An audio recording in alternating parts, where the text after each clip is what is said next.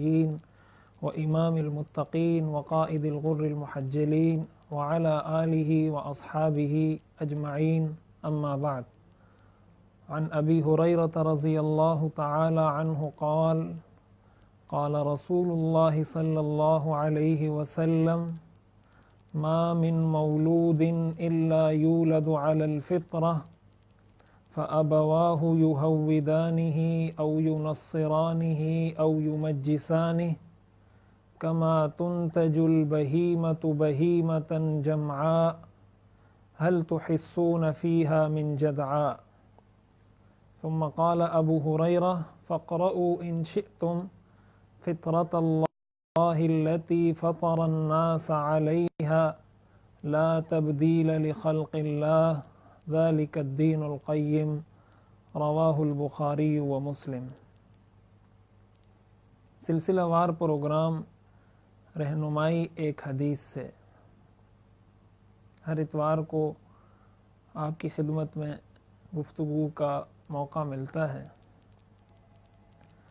آج کی نشست کے لیے ہم نے جس حدیث کا انتخاب کیا ہے یہ حدیث صحیح بخاری اور صحیح مسلم دونوں کے اندر موجود ہے.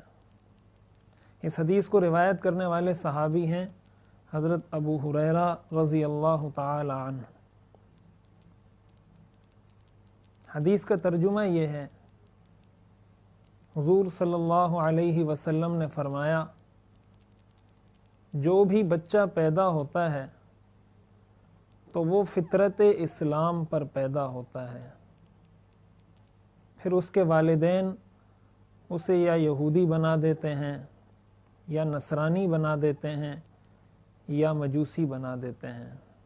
بالکل اسی طرح جیسے ایک جانور کا بچہ پیدا ہوتا ہے تو وہ بالکل صحیح سالم اعضاء کے ساتھ پیدا ہوتا ہے، لیکن بعد میں اس کے اعضاء کاٹ دیے جائیں، اس کی ناک کاٹ دی جائے تو پیدائش کے وقت اس میں اس طرح کا کوئی عیب نہیں ہوتا.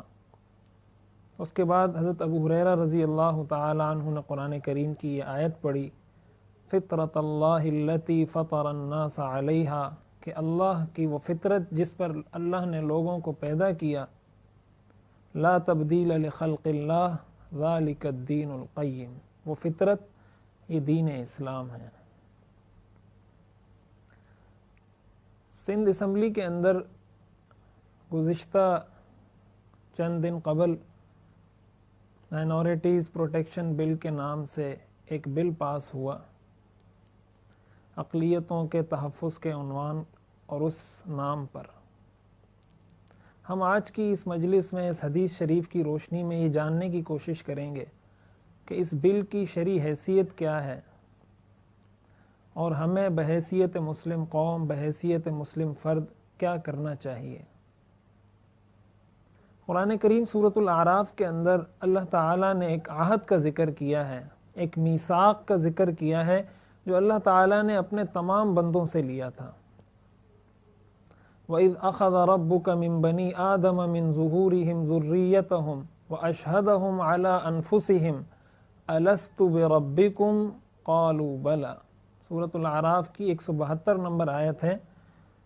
اللہ تعالیٰ نے بنی آدم سے، حضرت آدم کی پوری اولاد سے یہ عہد لیا تھا، یہ وعدہ لیا تھا کہ تم مجھے یہ بتاؤ کہ کیا میں تمہارا رب نہیں ہوں؟ تو سب نے بیک زبان ہو کر یہ جواب دیا تھا، بلا، کیوں نہیں.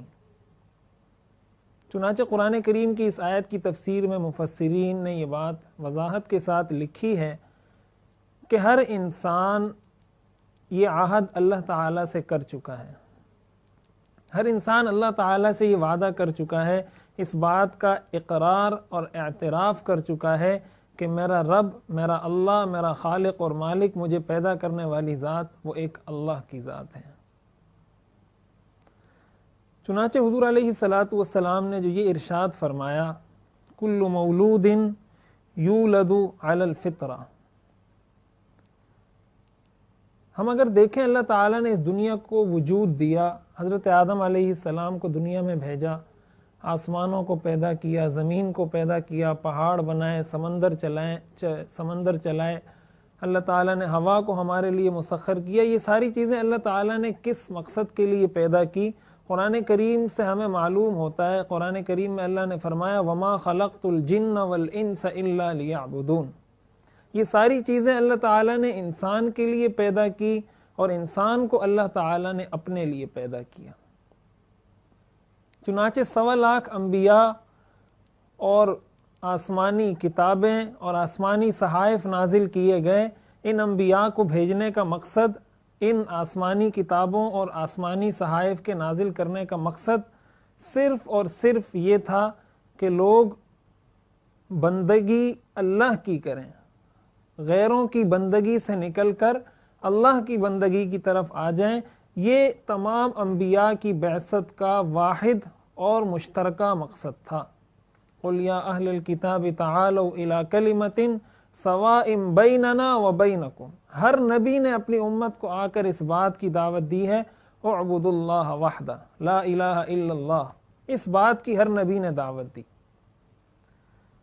اور اس بات پر بھی علم الاقوام کے ماہرین جو ایتھولوجسٹس ہیں ان کا اس بات پر اتفاق ہے کہ انسانیت کا پہلا دین وہ دین توحید ہے. اگرچہ اس پر بہت مکالمہ ہوا، بہت بحث مباحثے ہوتے رہے، لیکن آج علم الاقوام کے ماہرین یہ بات تسلیم کرتے ہیں کہ انسانیت کا جو سب سے پہلا دین تھا وہ دین توحید تھا. حضرت آدم علیہ السلام جب آئے اس وقت دنیا کے اندر صرف توحید کا دین تھا. یہ جو دوسرے ادیان ہیں یہ بعد کی پیداوار ہیں. اصل دین وہ دین توحید ہے، یعنی ایک اللہ کا اقرار کرنا. حضور علیہ السلام کو بھی اللہ تعالیٰ نے بھیجا اور ساری انسانیت کے لیے بھیجا. اِنَّا أَرْسَلْنَاكَ شَاهِدًا وَمُبَشِّرًا وَنَذِيرًا وَدَاعِيًا إِلَى اللَّهِ. قرآن کریم کو اللہ تعالیٰ نے نازل کیا اسی نصیحت کے لیے. قرآن میں فرمایا اِنَّ هَذِهِ تَذْكِرَةٌ، یہ نصیحت ہے. إِنَّ فِي ذَلِكَ لَذِكْرَىٰ لِمَنْ كَانَ لَهُ قَلْبٌ أَوْ أَلْقَى السَّمْعَ وَهُوَ شَهِيدٌ. اس کے اندر بہت بڑی نصیحت ہے دل والوں کے لیے، یہ جو توجہ سے ہماری بات سننا چاہتا ہے. قرآن میں حضور کو حکم دیا گیا فَذَكِّرْ إِنَّمَا أَنْتَ مُذَكِّرٌ، کہ آپ نصیحت کیجئے، آپ لوگوں کو دین کی دعوت دیجئے، اسلام کی دعوت دیجئے، لوگوں کو دائرہ اسلام کے اندر داخل ہونے کی ترغیب دیجئے. آپ کو ہم نے بھیجا ہی اس مقصد کے لیے ہے. یا ایھا الرسول بلغ ما انزل الیک من ربک، اے محمد الرسول اللہ صلی اللہ علیہ وسلم آپ کو جو پیغام دیا گیا ہے اس پیغام کو انسانیت تک پہنچا دیجئے. حضور علیہ السلام کی بعثت کا یہ مقصد تھا. قرآن کریم اس مقصد کے لیے نازل ہوا. اور پھر حضور علیہ السلام نے اپنی زندگی کس طریقے سے امت کے غم میں، امت کی فکر میں اور اس بات کے غم اور اس بات کی کڑھن میں گزاری کہ کس طرح یہ سارے لوگ حلقہ بگوش اسلام ہو جائیں. اگرچہ اللہ تعالیٰ کی مشیت نہیں ہے کہ ساری انسانیت مسلمان ہو جائے. قرآن کریم میں اللہ نے فرمایا وَلَوْ شَاءَ اللَّهُ لَجَعَلَهُمْ أُمَّةً وَاحِدَةً، اگر اللہ تعالیٰ چاہے تو سارے لوگ مسلمان ہو جائیں، لیکن یہ اللہ کی مشیت نہیں ہے. اللہ تعالیٰ نے وَهَدَيْنَاهُ النَّجْدَيْنِ، دونوں راستے دکھا دیے. فَمَنْ شَاءَ فَلْيُؤْمِنْ وَمَنْ شَاءَ فَلْيَكْفُرْ، جو چاہتا ہے ایمان لے آئے، جو چاہتا ہے کافر رہے. اِنَّا أَعْتَدْنَا لِلظَّالِمِينَ نَارًا، آخرت کے اندر ہر ایک اپنا بدلہ دیکھ لے گا کہ مومن کا کیا انجام ہے اور مجرم کا اور کافر کا کیا انجام ہے. یہ تو قرآن کریم کے نزول کا مقصد، حضور علیہ السلام کی بعثت کا مقصد. اور پھر حضور علیہ السلام نے اپنے آپ کو امت کے غم میں کتنا کھپایا.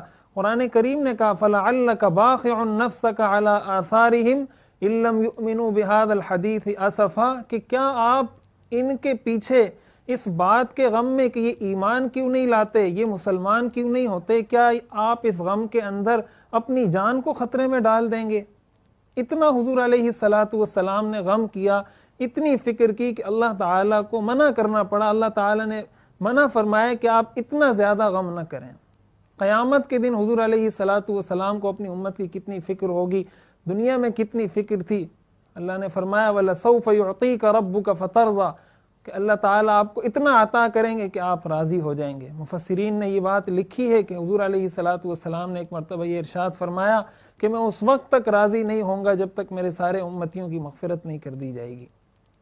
یہ تو حضور علیہ الصلوۃ کی بعثت کا مقصد تھا، اور یہ آپ کی حیات طیبہ ہے، اور اس مقصد کے لیے آپ نے کتنی تکلیفیں اٹھائیں، اپنے خاندان سے کٹے، اپنے قبیلے سے کٹے، لوگوں نے آپ کو مجنون کہا، ساحر کہا، کاہن کہا، کسی نے کہا ان پر جادو ہو گیا، کسی نے کہا ان کو کوئی بیماری ہے، کسی نے کہا یہ دنیا کی طلب کے اندر، حب جاہ حب مال کے اندر اس طرح کی دعوت کر رہے ہیں، اس طرح کا دعویٰ کر رہے ہیں۔ لوگوں نے طرح طرح کے دعوے کیے، لیکن حضور علیہ الصلوۃ اپنے مشن پر چلتے رہے۔ حضور علیہ الصلوۃ ایک انچ پیچھے نہیں ہٹے، آپ نے ذرہ برابر کسی قسم کی لچک نہیں دکھائی۔ صحابہ کرام کو کس طریقے سے سزائیں دی گئیں، کس طریقے سے حضرت بلال رضی اللہ تعالیٰ عنہ کو تپتے ہوئے انگاروں پر لٹایا جاتا تھا، کس طرح صحابہ کو شہید کیا گیا۔ حضور علیہ الصلوۃ کو اپنا شہر، اپنا ملک، اپنا وطن چھوڑنا پڑا، آپ کو ہجرت کرنی پڑی، آپ مدینہ منورہ تشریف لے گئے۔ یہ ساری قربانیاں آپ نے کیوں برداشت کی؟ یہ قربانیاں آپ نے کیوں دی؟ یہ ساری تکلیفیں کیوں برداشت کی گئی؟ اس کی ایک ہی بنیادی وجہ تھی کہ اللہ کا دین جس نے قبول کیا ہے وہ اس پر ثابت قدم رہے، اور زیادہ لوگ اس دین کی طرف راغب ہو جائیں۔ کیا ہم یہ بات نہیں سمجھتے؟ کیا تاریخ کا مطالعہ ہمیں یہ نہیں بتاتا کہ جو صحابہ مسلمان ہوئے، صحابہ کی جو تعداد مکہ مکرمہ کے اندر مسلمان ہوئی، تو ان کی تعداد تو بہت تھوڑی تھی، وہ تو تعداد میں بہت کم تھے، اور جس صحابی نے بھی اسلام قبول کیا اس کے گھر والوں کی طرف سے اس کی مخالفت ہی ہوئی ہے۔ اس کی مثالیں آپ کو بہت کم ملیں گی کہ کسی شخص نے اسلام قبول کیا ہو اور اس کے گھر والوں نے اس کو شاباشی دی ہو، اس کے گھر والوں نے اس کو تھپکی دی ہو کہ آپ نے بہت اچھا کام کیا۔ ہر شخص یہی کہتا تھا کہ اپنے آباء و اجداد کے دین کو چھوڑ دیا، ہمارے آباء و اجداد کا تو یہ دین نہیں تھا، ہم نے تو اپنے آباء و اجداد کو جس مذہب جس دین پر پایا تھا ہم تو اسی کی پیروی کریں گے۔ یہ مذہب اسلام یہ تو ایک نیا مذہب ہے، اس دین کو ہم کیسے قبول کریں؟ لیکن صحابہ کرام رضوان اللہ علیہم اجمعین نے سب چیزوں کو برداشت کیا، اور ان سب چیزوں کو برداشت کرنے کے بعد حضور کے دامن کے ساتھ چمٹے رہے یہاں تک کہ اس دنیا سے اسلام کی حالت میں رخصت ہو گئے۔ ہم بحیثیت مسلم قوم، ہم اپنے آپ کو مسلمان کہتے ہیں، ہم نے کلمہ پڑھا ہے لا الہ الا اللہ محمد الرسول اللہ، ہم اپنے آپ کو مسلمان کہتے ہیں۔ پاکستان ایک اسلامی ریاست ہے، اس کا نام اسلامی جمہوریہ پاکستان ہے۔ واحد وہ ریاست، وہ مملکت ہے جو کلمہ طیبہ کی بنیاد پر آزاد کرائی گئی، جو کلمہ طیبہ کی بنیاد پر حاصل کی گئی۔ پاکستان کا مطلب کیا؟ لا الہ الا اللہ۔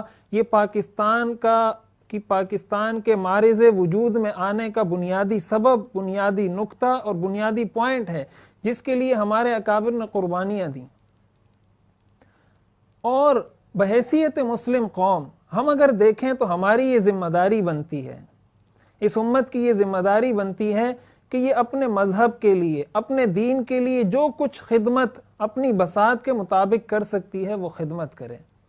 دوسروں کو دین کی دعوت دینا ہو، دوسروں کو دین کی باتیں سمجھانا ہو، دوسروں کو دین کی طرف قریب لانا ہو، یہ کسی عالم کی، کسی مبلغ کی، کسی داعی کی ذمہ داری نہیں۔ ہر مسلمان اپنی بساط کے مطابق اس کو یہ کام کرنا چاہیے جس حد تک وہ صحیح انداز سے وہ کام کر سکتے ہیں۔ حضور علیہ الصلوۃ نے بڑوں کو بھی دعوت دی، چھوٹوں کو بھی دعوت دی۔ چنانچہ حضور علیہ الصلوۃ کی حیات طیبہ کے اندر کئی ایسے صحابہ ہیں جنہوں نے اسلام قبول کیا اور بہت کم عمری میں قبول کیا۔ آپ حضرت علی رضی اللہ تعالی عنہ کو دیکھ لیجئے۔ حضرت علی رضی اللہ تعالی عنہ کے والد بھی تو اسلام انہوں نے بھی تو قبول نہیں کیا تھا، ابو طالب نے، اور حضرت علی کی عمر 10 سال تھی جب آپ نے اسلام قبول کیا۔ تو کیا حضور علیہ الصلوۃ نے ان کو منع کیا کہ آپ اسلام قبول نہ کریں، یا آپ نے ان کو شاباشی دی اور آپ نے ان کو ترغیب دی اور آپ نے ان کی حوصلہ افزائی کی کہ آپ نے بہت اچھا کام کیا، باوجود یہ کہ ان کے والد تو اسلام قبول نہیں کیا تھا ان کے والد نے۔ حضرت عمیر بن سعد رضی اللہ تعالی عنہ نے 9 سال کی عمر میں اسلام قبول کیا، اور ان کے والد جن کا نام روایات میں جلاس آتا ہے وہ بھی کافر تھے اور حضور علیہ الصلوۃ والسلام کی بہت شدید مخالفت کیا کرتے تھے، اور انہی کے بارے میں قرآن کریم کی یہ آیات نازل ہوئی ہیں، یحلفون باللہ ما قالوا ولقد قالوا کلمۃ الکفر۔ قرآن کریم نے ان کے بارے میں آیات نازل کی ہیں کہ ان کے والد اتنے شدید تھے، اتنے سخت تھے، اتنے مخالف تھے کہ حضور علیہ الصلوۃ والسلام کے بارے میں نازیبا کلمات ادا کر دیا کرتے تھے۔ حضرت عمیر بن سعد رضی اللہ تعالی عنہ نے 9 سال کی عمر میں اسلام قبول کیا اور آپ نے ان کو خوش آمدید کہا اور آپ نے ان کی حوصلہ افزائی کی۔ حضرت عمیر بن ابی وقاص رضی اللہ تعالی عنہ، یہ حضرت سعد بن ابی وقاص رضی اللہ تعالی عنہ کے بھائی ہیں، یہ وہ صحابی ہیں جو میدان بدر میں شہید ہوئے ہیں اور شہادت کے وقت ان کی عمر 16 سال تھی۔ آپ دیکھیے حضور علیہ الصلوۃ والسلام نے اسلام قبول کرنا تو درکنار، آپ نے جہاد میں شرکت سے بھی منع نہیں فرمایا۔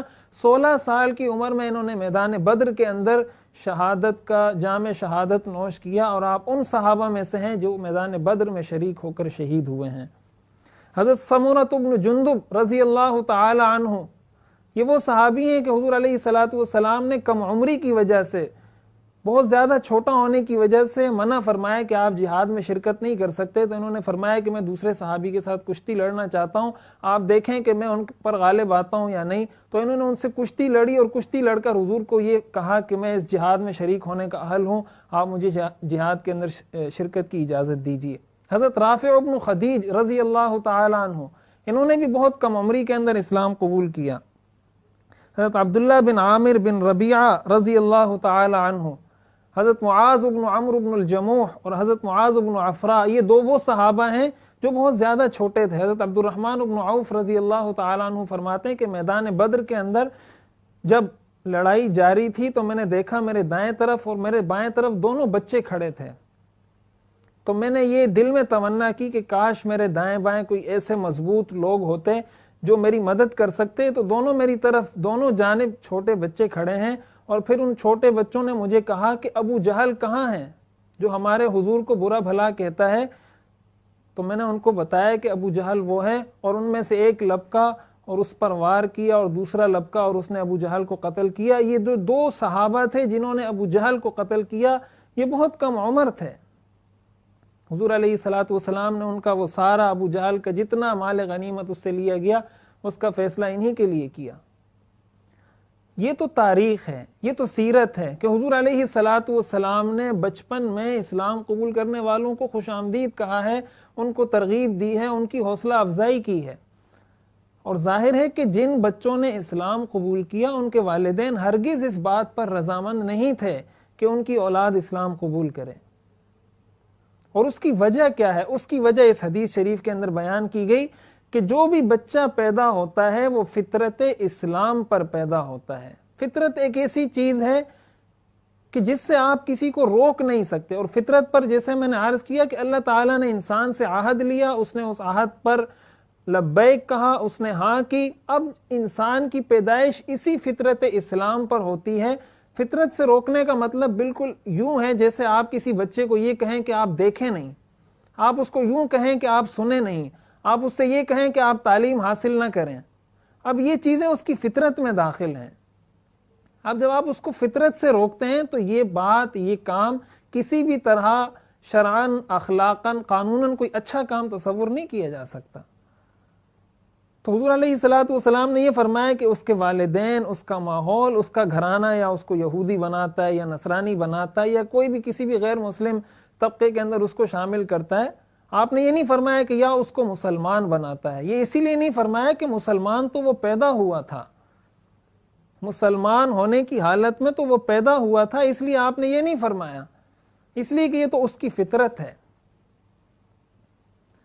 چنانچہ ایک تو یہ بات ہوئی کہ اللہ تعالیٰ نے انبیاء کو اس مقصد کے لیے بھیجا، دنیا اللہ تعالیٰ نے اس مقصد کے لیے بنائی، قرآن کریم کو اللہ تعالیٰ نے اس مقصد کے لیے نازل کیا۔ ہم مسلمان ہیں، ہم کلمہ پڑھتے ہیں، ہم اسلام کے خادم، ہمارا کام اسلام کی خدمت کرنا ہے، اسلام کی تبلیغ کرنا ہے۔ مغربی اقوام اور دیگر اقوام اپنے مذاہب کی تبلیغ کے لیے باقاعدہ انہوں نے NGOs قائم کی ہوئی ہیں، باقاعدہ ادارے ہیں، باقاعدہ تنظیمیں ہیں جو دوسرے ممالک کے اندر جا کر اپنے مذہب کی تبلیغ کرتی ہیں، اور یہاں افسوس کے ساتھ کہنا پڑتا ہے کہ ہمارے ملک کے اندر ایک اسلامی مملکت کے اندر ایک اسمبلی یہ بل پاس کر دیتی ہے کہ یہاں پر 18 سال سے کم عمر کے لڑکے کو یا لڑکی کو اسلام قبول کرنے کی اجازت نہیں ہے۔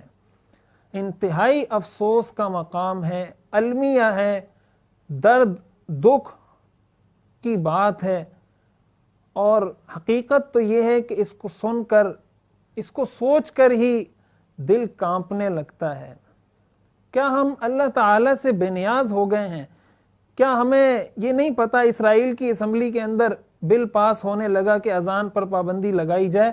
اللہ تعالیٰ نے آگ کی لپیٹ میں لیا، ان کے ہوش ٹھکانے آ گئے۔ کیا ہم اللہ تعالیٰ کے عذاب سے مطمئن ہو کر بیٹھے ہوئے ہیں؟ قرآن کہتا ہے فَهَلْ يَنْتَظِرُونَ إِلَّا مِثْلَ أَيَّامِ الَّذِينَ خَلَوْا مِنْ قَبْلِهِمْ، کیا تمہیں قوم عاد جیسے عذاب کا انتظار ہے، اس آندھی کا انتظار ہے؟ کیا تمہیں قوم سمود کی طرح اس چیخ کا انتظار ہے جو تمہارے دلوں کو اور کلیجوں کو پھاڑ کر رکھ دے؟ کیا تمہیں قوم نوح کی طرح پانی کے اندر غرق ہونے کا انتظار ہے؟ کیا فرعون کی طرح پانی کے اندر ڈبو دیے جانے کا انتظار ہے؟ أَفَأَمِنَ أَهْلُ الْقُرَىٰ أَن يَأْتِيَهُمْ بَأْسُنَا بَيَاتًا وَهُمْ نَائِمُونَ، کہ کیا رات کو ہمارا عذاب آ جائے تم سوئے ہوئے ہو، تمہیں پتہ بھی نہ چلے؟ أَوَأَمِنَ أَهْلُ الْقُرَىٰ أَن يَأْتِيَهُمْ بَأْسُنَا ضُحًى وَهُمْ يَلْعَبُونَ، دن کے وقت ہمارا عذاب آ کر تمہیں پکڑ لے۔ أَفَأَمِنُوا مَكْرَ اللَّهِ، کیا تم اللہ کے عذاب سے بے خوف ہو گئے ہو؟ کیا ہم اپنی مرضی سے زندگی گزار رہے ہیں؟ کیا زندگی اور موت، حیات اور موت، اس کا ہم انکار کر بیٹھے ہیں؟ کیا ہم نے اللہ کو جواب نہیں دینا؟ کیا ہم نے اس دنیا سے جانا نہیں؟ کیا ہم نے قبر میں نہیں اترنا؟ اللہ تعالیٰ کی ذات بے شک غفور الرحیم ہے، لیکن جب اللہ تعالیٰ پکڑنے پر آتا ہے إِنَّ بَطْشَ رَبِّكَ لَشَدِيدٌ وَاللَّهُ عَزِيزٌ ذُو انتقام، جب اللہ انتقام لینے پر آتا ہے پھر کوئی چھڑا نہیں سکتا۔ وہ جب پکڑتا ہے تو اخذ عزیز مقتدر، وہ پھر پوری طاقت کے ساتھ پکڑتا ہے، پھر کوئی اپنی جان چھڑا نہیں سکتا۔ اللہ تعالیٰ نے مہلت دی ہے انسان کو کہ وہ سمجھ جائے، اللہ تعالیٰ نے مہلت دی ہے انسان کو کہ وہ اپنے آپ کو درست کر لے۔ اس کا مطلب تو یہ نہیں کہ اللہ تعالیٰ کے قانون کے ساتھ، اللہ تعالیٰ کے نظام کے ساتھ وَمَن يُشَاقِقِ اللَّهَ وَرَسُولَهُ فَإِنَّ اللَّهَ شَدِيدُ الْعِقَابِ، جو اللہ اور اللہ کے رسول کے ساتھ مقابلہ کرتا ہے، ان کے احکام کی مخالفت کرتا ہے، تو اللہ تعالیٰ بہت سخت عذاب دینے والے ہیں۔ ہم ذرا اس بل کے مندرجات پر اگر غور کریں کہ 18 سال سے کم عمر لڑکے یا لڑکی کو قبول اسلام سے روکا گیا۔ پہلی بات تو یہ ہے کہ اسلام کے اندر بالغ ہونے کے لیے عمر 18 سال نہیں، زیادہ سے زیادہ جو لمٹ ہے وہ 15 سال کی ہے، اور اس سے پہلے بھی بچہ بالغ ہو جاتا ہے۔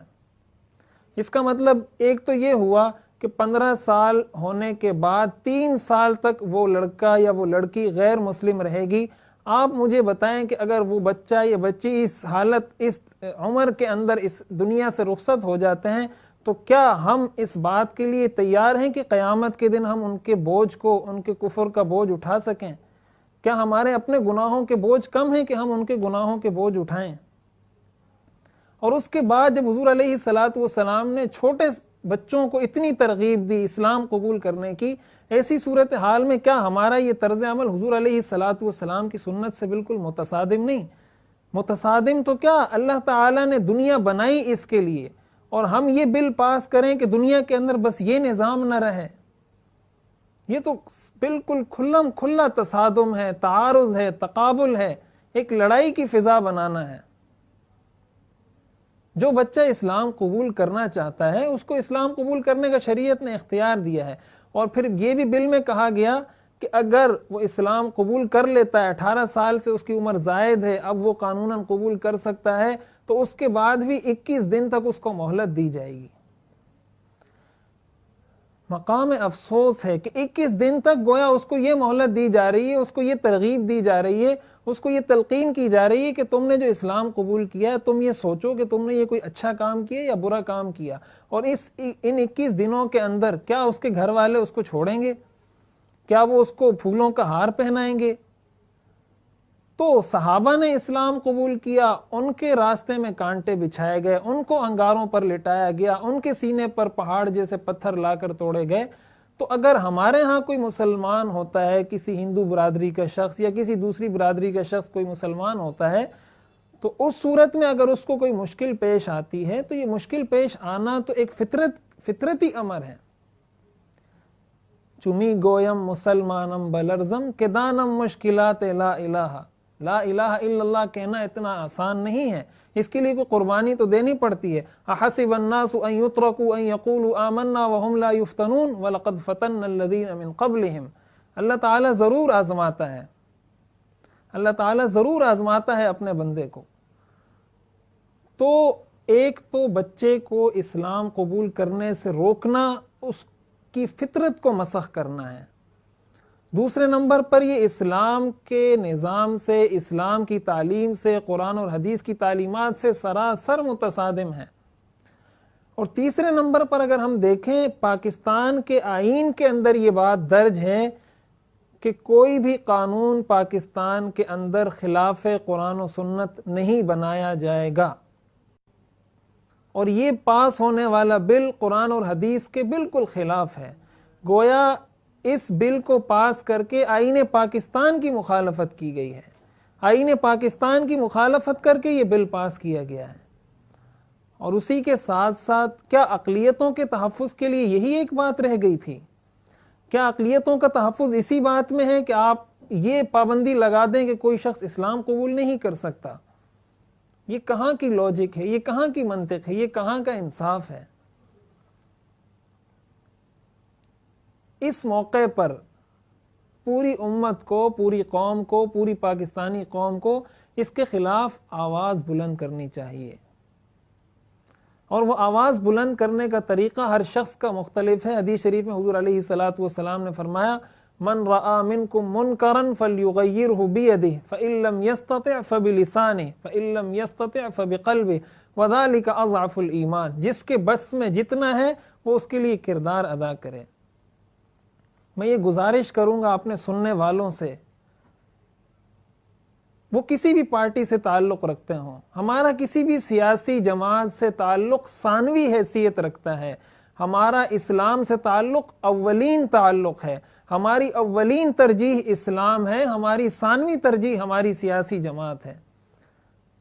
چاہے وہ کسی مذہبی جماعت سے تعلق رکھتا ہو، غیر مذہبی جماعت سے تعلق رکھتا ہو، کم از کم وہ مسلمان تو ہے۔ جب وہ مسلمان ہے تو کیا اس کے دل میں یہ درد نہیں اٹھتا کہ ایک اسلامی مملکت کے اندر خلاف اسلام بل پاس ہوتا ہے اور میں اس پر خاموش بیٹھا ہوا ہوں، اپنی طرف سے جو کر سکتا ہوں وہ بھی نہیں کرتا؟ تو کیا اللہ کا عذاب ہمیں گھیرے گا نہیں؟ ہم کم از کم یہ تو کر سکتے ہیں کہ جو جس سیاسی جماعت سے تعلق رکھتا ہے وہ اپنے سیاسی قائدین کو اپنا احتجاج مؤثر انداز میں ریکارڈ کروائے۔ جن لوگوں کو آپ نے ووٹ دیا ہے آپ ان کو بتائیں کہ کیا ہم نے آپ کو یہ ووٹ اس لیے دیا تھا۔ ہم اپنا احتجاج مؤثر انداز میں ان کو ریکارڈ کروائیں، ہم یہ بات باور کروائیں کہ ہم مسلمان پہلے ہیں اور اس پارٹی سے تعلق بعد میں رکھتے ہیں۔ عوام الناس کی یہ ذمہ داری بنتی ہے کہ ایک تو وہ یہ کام کریں، دوسرا سوشل میڈیا استعمال کرنے والے جتنے دوست ہیں، جتنے بھائی ہیں، ان سے میں یہ گزارش کروں گا کہ آپ اس کے خلاف سوشل میڈیا پر آواز اٹھائیں، یہ میسج آپ دوسروں تک پہنچائیں، ہماری یہ بات آپ دوسروں تک پہنچائیں، اور ہر شخص یہ کوشش کرے کہ اسمبلی کے اندر موجود اراکین تک یہ پیغام، یہ میسج، یہ بات پہنچے، اور وہ اس پر غور کریں بحیثیت مسلم، ایک مسلمان ہونے کی حیثیت سے، قرآن اور حدیث کا پر ایمان لائے ہوئے ہونے ایک شخص کی حیثیت سے وہ دیکھیں کہ کیا میں نے اس پر دستخط کیے، کیا میں نے اس کے حق میں آواز اٹھائی، تو میں کہاں پر کھڑا ہوں۔ یقیناً اسلام سے روکنا، اسلام سے لوگوں کو منع کرنا، اسلام قبول کرنے سے لوگوں کو روکنا، اس طرح کے قوانین تو شاید کسی سیکولر ملک میں بھی پاس نہ ہوئے ہوں، چاہے کہ وہ ایک اسلامی جمہوریہ ملک کے اندر پاس ہوں جس کی اساس اور جس کی بنیاد کلمہ طیبہ ہو۔ میڈیا کے ذمہ داران کی، جتنے میڈیا سے تعلق رکھنے والے لوگ ہیں، ان کی یہ ذمہ داری بنتی ہے کہ وہ اس ایشو کو ہائی لائٹ کریں۔ چھوٹی چھوٹی باتوں کو بہت بڑا بنا کر پیش کیا جاتا ہے، اتنی بڑی بات اسلام کے متصادم وہ بھی ظاہر ہے اس کلمہ پڑھتے ہیں، وہ بھی مسلمان ہیں، ان کے دل میں بھی ایک دردمند دل ہے، وہ بھی اسلام سے محبت اور لگاؤ رکھتے ہیں، ان کا بھی یہ فرض بنتا ہے کہ وہ اپنی حد تک جتنی آواز بلند کر سکتے ہیں، ایمان تک جو بات پہنچا سکتے ہیں وہ بات پہنچائیں۔ اس پر آپ پروگرام کریں، اس پر لوگوں کو آگاہی دیں، اس کی شرعی حیثیت کیا ہے، آپ علماء سے اس پر گفتگو کریں۔ اسی کے ساتھ ساتھ وفاقی شرعی عدالت کو اس بات کا اختیار حاصل ہے کہ کوئی بھی قانون اگر خلاف قانون و سنت پاس ہوتا ہے، وفاقی شرعی عدالت کو اس پر از خود نوٹس لینے کا اختیار ہے۔ وفاقی شرعی عدالت میں موجود تمام ججز سے ہماری یہ درخواست ہے کہ آپ اس پر از خود نوٹس لیں، آپ اس کی سماعت کریں کہ یہ کس طرح کے قوانین اس ملک کے اندر پاس ہو رہے ہیں۔ یہ قانون قرآن سے بھی متصادم، حدیث سے بھی متصادم، ہماری اسلامی روایات سے متصادم، ہماری تاریخ سے متصادم، اور بجائے اس کے کہ ہم اسلام کی اشاعت کا ذریعہ بنیں، ہم اسلام اوروں تک پہنچائیں اور ہم اسلام کی دعوت دیں، ہم اسلام کے داعی بنیں، ہم اس حد تک پہنچ گئے، اس سطح تک، اس گراوٹ تک ہم پہنچ گئے کہ ہم لوگوں کو اسلام سے روکنے والے بن جائیں۔ تو جو شخص لوگوں کو اسلام سے روکتا ہے، اللہ نے قرآن کو نازل کیا، حضور کو بھیجا، انبیاء کو بھیجا، آسمانی کتابیں نازل کی، یہ ساری دنیا کو بنایا، وما خلقت الجن والانس الا لیعبدون، اور ہم اللہ کے مقابلے میں آ کر کھڑے ہو جائیں کہ ہم کسی کو اسلام قبول کرنے نہیں دیں گے، یہ بالکل اللہ تعالیٰ سے کھلم کھلا اعلان جنگ ہے۔ میں اپنے تمام سننے والے اور دیکھنے والے تمام دوستوں سے گزارش کروں گا کہ اس کے خلاف جس فورم پر، جس انداز میں مؤثر طریقے سے آپ اپنا احتجاج ریکارڈ کروا سکتے ہیں، آپ احتجاج ریکارڈ کروائیں، آپ اپنی طاقت کو پہچانیے۔ ظاہر ہے جمہوری ملک ہے، جمہوریت کی بنیاد پر یہ سارے اراکین اسمبلی میں پہنچتے ہیں، تو آپ اپنی طاقت کو پہچانیے۔ ظاہر ہے آپ ایک فرد ہیں، آپ آواز اٹھائیں گے، دوسرا اٹھائے گا، تیسرا اٹھائے گا، چوتھا اٹھائے گا، اسی سے ایک آواز اٹھے گی، اسی سے ایک مؤثر احتجاج پیدا ہوگا، اور جب مؤثر احتجاج پیدا ہوگا تو وہ اس پر سوچنے پر مجبور ہوں گے، وہ ضرور اس کے اندر تبدیلی کریں گے، اور جو خلاف اسلام شقیں اس قانون کے اندر داخل کی گئی ہیں وہ اس سے نکالیں گے۔ اللہ تعالیٰ سے دعا ہے کہ اللہ تعالیٰ ہمیں دین کی صحیح سمجھ عطا فرمائے، قرآن اور سنت کا خادم بنائے، اور جس حد تک ہم قرآن کے لیے کام کر سکیں، خدمت کر سکیں، ہمیں اس کی توفیق عطا فرمائے، اور اس بل کے خاتمے کے لیے ہمیں اپنا مؤثر کردار ادا کرنے کی توفیق عطا فرمائے۔ وآخر دعوانا ان الحمد للہ رب العالمین۔ ہم ہیں اچھے بچے، ہم کو اللہ والا بننا ہے، پیارے مرشد کی صحبت میں مرشد جیسا بننا ہے، کرتے ہیں یہ عہد خدا سے جھوٹ نہ ہرگز بولیں گے، غیبت اور چغلی سے بچ کر ہی اب ہم لب کھولیں گے۔